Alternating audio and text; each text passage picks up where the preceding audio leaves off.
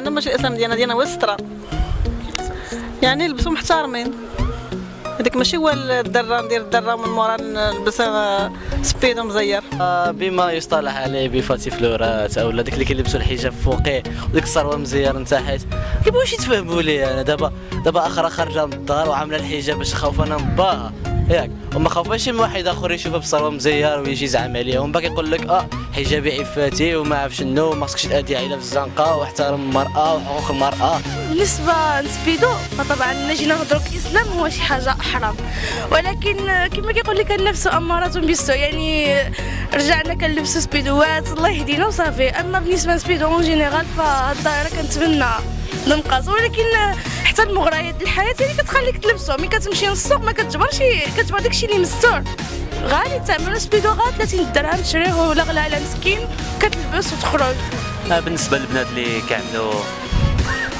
كيعملوا السبنيه ولباس غير محتشم، المهم داكشي كيدل على التربيه ديالهم، بحكم انهم ما حدهم كيلبسوا السبنيه خصهم يلتزموا بها، حيت السبنيه خصو يتمشى مع اللباس ديالها اللي خصو يتمشى مع السبنيه نيشان.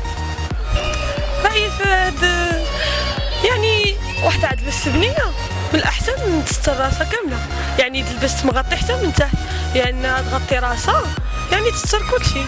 وحده تلبس معرة تعري كلشي يعني. ايوا يعني وحده ماشي لابسه السبنيه ولابسه سبيدو، فرق كبير. يعني بنادم غيدي عليها واحد النظره قبيحه. دابا النظر ديالي في هاد العائلات اللي كتلبس السبنيه والسروال ديالها سبيدو بالقاع، من الاحسن تزول كلشي وصافي تخرج للزنقه. دابا حنا كنكونوا جالسين بها مره مع ولدين ديالها هدايا خارجين، كتلقاها اخرى جايزه قدامك معريه كلشي، تحشم خاصها تخرج مع يماك تسارى ولا الدور هيدا خاي اقسم بالرب. اذا تكون ماشي مع يماك واخرى جايزه قدامها معريه تكون يماك على نوضوا فحالنا. هاد اللباس هذا يعني كيكون غير لائق بالناس المحترمين، ما كاينوش هيدا.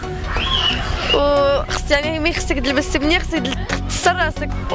اوتوماتيكمون تما ملي كتشوف ديك البنت كتقول تما هي خارجه الطريق، ولكن ما تقدرش تحكم، حسب بنادم وحسب التربيه ديال الوالدين ديالو. انا الراي ديالي في هذا اللباس هو من المفروض ما خصوش يكون على حسب هذا. اذا جينا نصنفوه في دولة إسلامية عربية ما خصوش يكون هذا اللباس، إما يكون اللباس يعني كيف ما من فوق كيف ما من تحت، فهمتي، إما ما يكونش. ولكن هذا الشيء خصها الدولة وحده ماشي حنايا، حيت هذا اللباس كيتباع يعني في محلات تجارية عمومية كيلتجؤوا لهذا اللباس هذا حسب كتبغي مثلا تلفت النظر شي واحد. البس اللي بغيتي واخا، البس الوان اللي بغيتي واخا، ولكن ما تديريش نظر اخر، ما تمديش تلوث بصري في الطريق.